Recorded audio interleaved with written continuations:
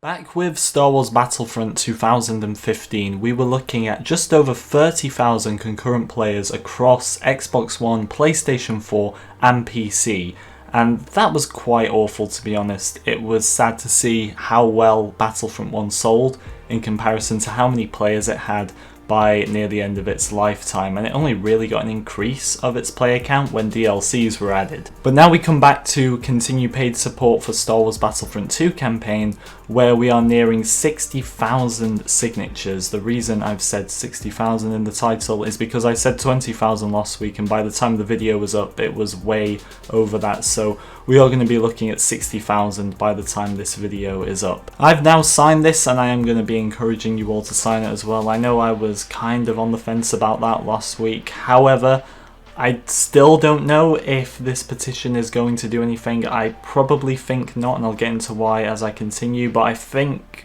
to show how much appreciation we have for this and the people who've made it and the people who continue to sign it, I've decided to sign it, and there will be a link in the description. I would encourage everyone to do that. But something I wanted to touch upon, and this is probably proving the insignificance of petitions, to be honest, is the Lucasfilm revoke EA's Star Wars license. And this was back in 2017 after the disastrous launch of Battlefront 2, and there was a petition for Lucasfilm to get rid of EA's Star Wars license, one I also signed because at the time I thought they were incapable of handling it, and still to a degree I do think that, but that's not the point of today's video. However, this one got 215,000 signatures before it was closed, and nothing happened with it. And what I also worry about with this current petition for Battlefront 2 is, like I said, the paid element in last week's video, just because it would kind of defy everything EA and DICE have worked so hard to destroy with the game, which was the pay to win element. Bringing in a season pass or paid content would completely defy any achievements there, and in light of the media, would make them look absolutely awful. That is the big one for me, and I think if this said continue support for Battlefront 2 and it didn't specify if it was paid or not, a few more people would sign it.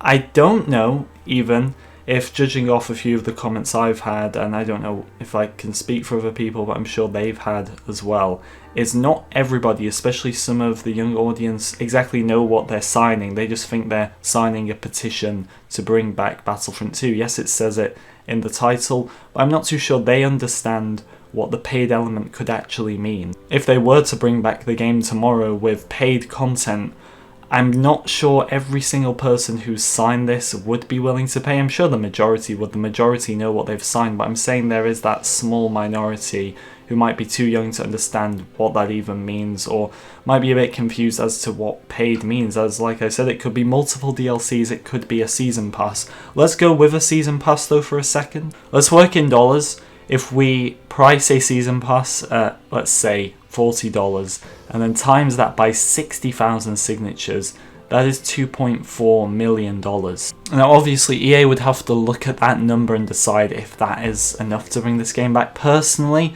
I don't think we're looking at a huge amount there. However, my opinions have kind of changed since last week's video, because I do believe now, looking at this petition, we were at 20,000 last week and we're at nearly 60,000 this week, that definitely in a week's time we should be at 100,000. If not, that would be a very bad sign. In fact, I'll say that right now. If we're not at 100,000 in a week's time, that means things have dropped off a bit, and I wouldn't have any faith in this petition taking off any further than that, really. But if we can reach 100,000 within a week, and if we can even reach 200,000, then EA and DICE could definitely, especially EA because they've got all control here, they could definitely consider this, because I think it's a bit of a missed opportunity if they didn't even consider it. I'm sure they're aware of it. I know DICE are, at least from a few developer responses. But I would say 100,000 is still a bit of a weak number, especially in comparison to how many players this game probably gets. I'm sure it's nowhere near 100,000, it's a lot over that. But if it was to get 200,000, I will say that is the number it needs to get for EA to definitely even consider this.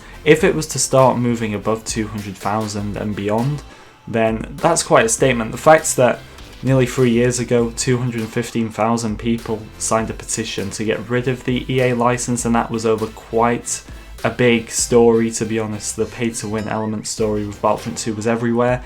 If this petition could get even more signatures than that, and EA know, as it states really in the title, that people are willing to pay for their content, then there could be a chance, I admit. You've probably seen that EA and DICE have put a calendar into place, a never-ending calendar for events taking place in Battlefront 2, and this further cements that in their eyes the game is over. They're not doing all these different events now, it's the same free every week. The point of the events is irrelevant, it's just the fact that there is a permanent calendar in place for this game now. And look, I'll be honest, this petition has blown my mind. A lot of the opinions I had just 1 week ago have been drastically changed. I still don't think as it stands it can make a huge difference, but I have signed it. I feel, like I said, that's the right thing to do. A lot of people are working very hard with this. They're commenting it everywhere, which is annoying a lot of people, but I admire that dedication. And once again, if you want to comment it in my comment section, that's fine, I'll approve it. But realistically, I think we need to reach 200,000 with this to make some sort of an impact. Right now, we're just not hitting the numbers I would like to think, so I'm encouraging you all to go and sign this. I've seen a lot more YouTubers cover this, but if you haven't covered it and you're somehow watching this, I doubt you are, but if you're somehow watching this and you haven't covered it, please cover it. Just let's try and get as much attention to this as possible, because what's the worst that can happen, really? The game stays cancelled and no decision is rectified.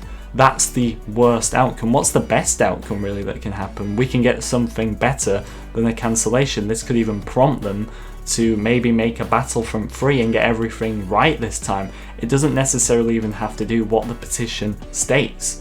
This, like I said, anything is better than the game being cancelled. What's the worst case scenario right now? And that is the way I'm looking at it, which has completely changed from a week ago where I had no faith in this. Yes, I stand by the fact that I still think we should let go of this game, like I said a week ago, but what's the worst that can happen? I'm going to keep repeating that, because things can't get worse than the game being cancelled. But let's see how it goes. Thank you so much for watching, everyone. I'll see you all next time.